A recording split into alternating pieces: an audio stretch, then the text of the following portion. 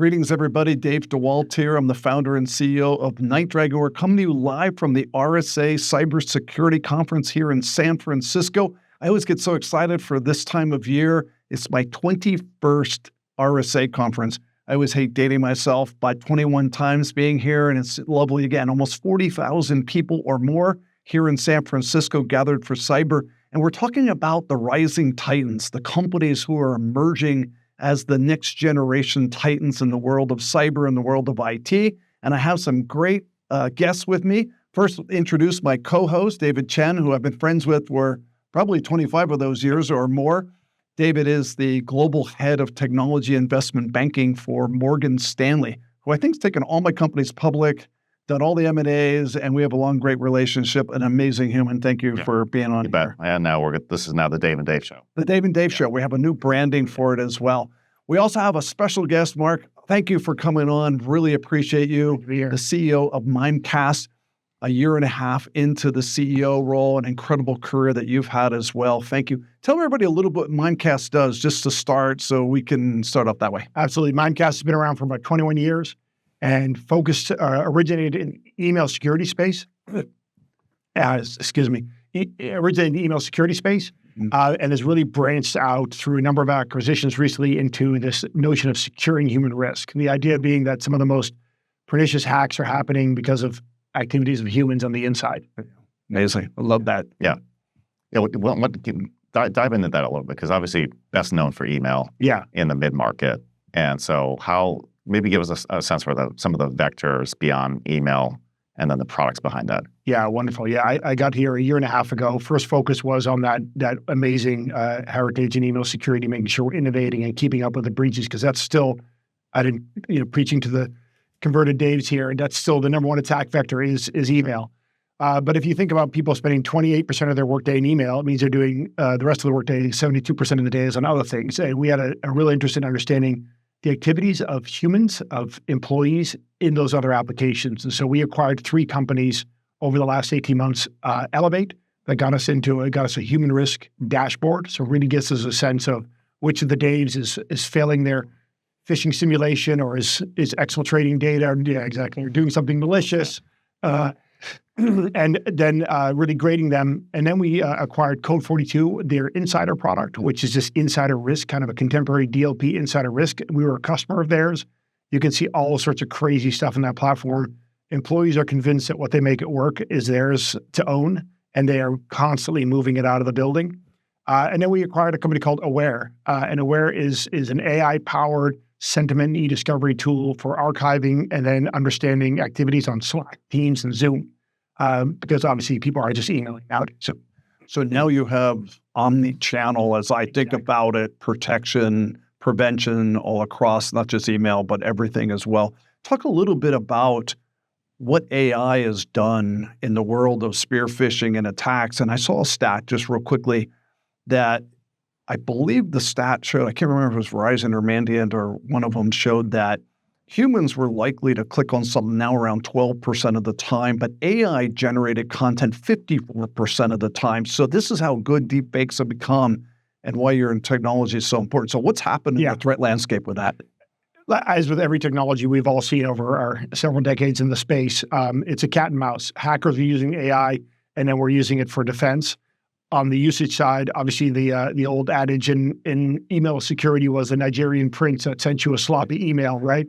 We won't go through that story again. We all know that story, full of typos and grammar mistakes. Well, if you're using OpenAI or some LLM platform to make a targeted attack email, it is going to be grammatically perfect. It's going to be in the English that you speak. If you speak British English, it's going to be in British English, and it's going to get all the details right. Not to mention, it's going to do a search of your LinkedIn history and match everything in there. So these are becoming harder and harder to detect. There's a lot you can do with some of the meta data around that email, payload it might have, but in the end, they can sometimes be clever enough to get through that. And then you need to read the email. Well, we have 40,000 customers. I can't read every one of the 2 billion emails that we process a day.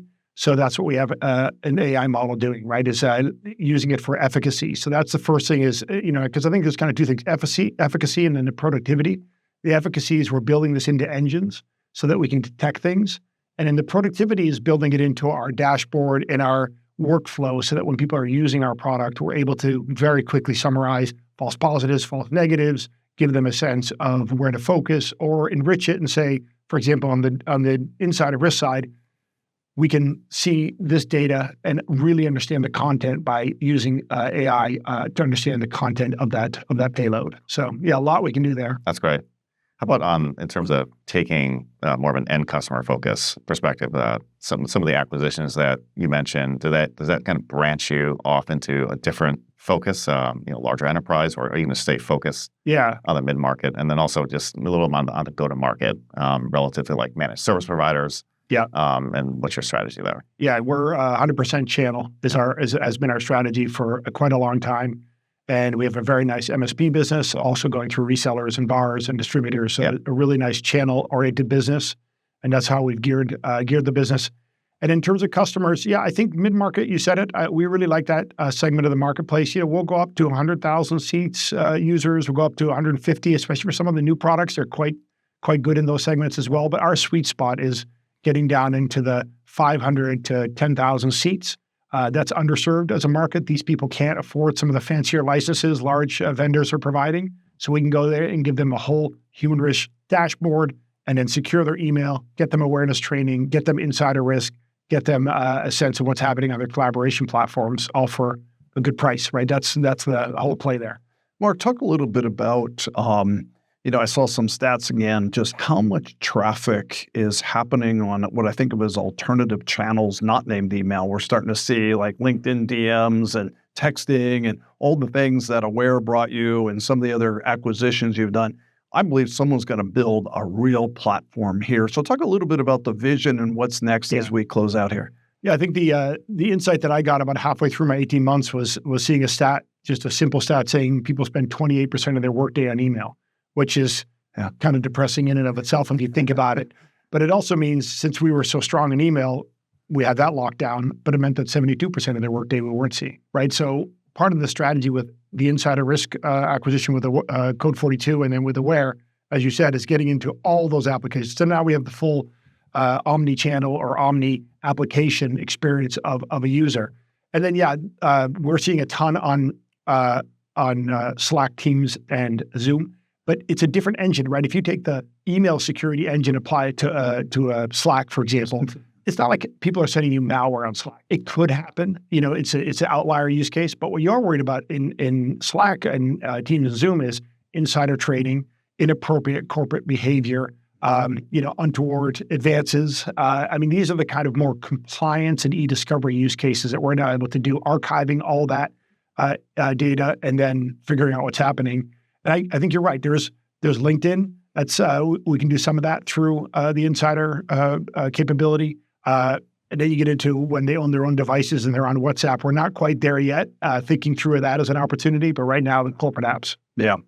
Ladies and gentlemen, Marc Van Zadelhoff, who has done an amazing job, in my opinion, building this company. I believe it's so hard to not only build companies, but buy companies, integrate companies. You've done it better than anybody. It's so great to see Mimecast take another phase of this journey with you, and congrats on all your success. Really appreciate watching you work. Makes me jealous sometimes to see it and envious, but thank you so much. Appreciate thank you guys for having the me. show. Great to be here. Yeah, awesome. Thank you. Awesome. Thank you, Tori. Yeah, thank you. Thank you. Yeah.